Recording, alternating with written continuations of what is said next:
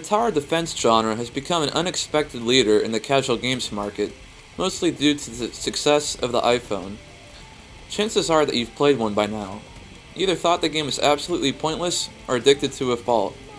While Plants vs. Zombies isn't a carbon copy of any tower defense game to come out thus far, it's still firmly rooted in the genre, and it's the first essential game to come out of it. せーの、ゾンビがやってきた。ゾンビがやってきた。ゾンビがやってきた。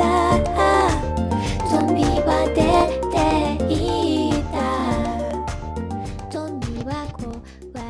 The premise is simple. Zombies are on the loose, and you need to keep them off your lawn with a bizarre arsenal of biologically modified plants. The game thankfully spares the player of a nonsense narrative, but still delivers subtle jokes and displays a penchant for the whimsical. You don't need to look further than the hilarious zombie design. The game will throw everything from football zombies to hillbilly zombies and a tractor at you.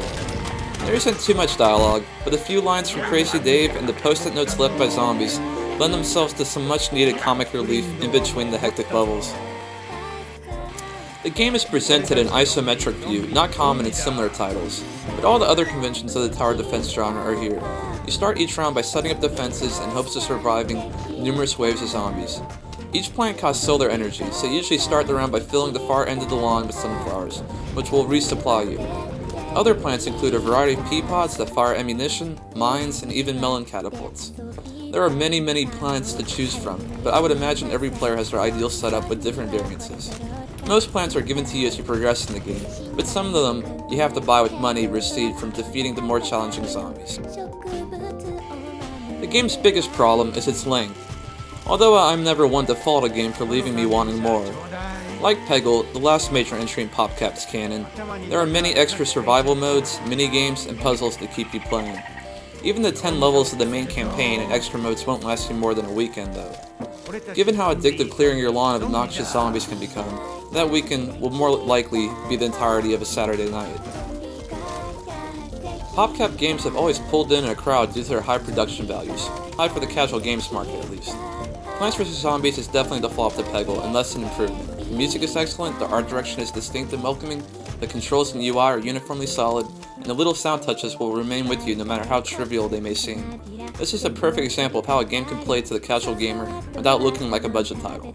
It must be noted though that the game doesn't adjust itself for widescreen, so it can look pretty ugly when played in full screen on most monitors. This would be a huge knock against other games, but since Plants vs. Zombies is such a user-friendly experience and non-cinematic in concept, it doesn't feel wrong to play it minimized on your desktop. PopCap have finally given us a game as addictive as Peggle, without leaving the player feeling like a brainless tool after a 3-hour play session. After you get your gold trophy for beating all the content, there's little incentive to go back to the game.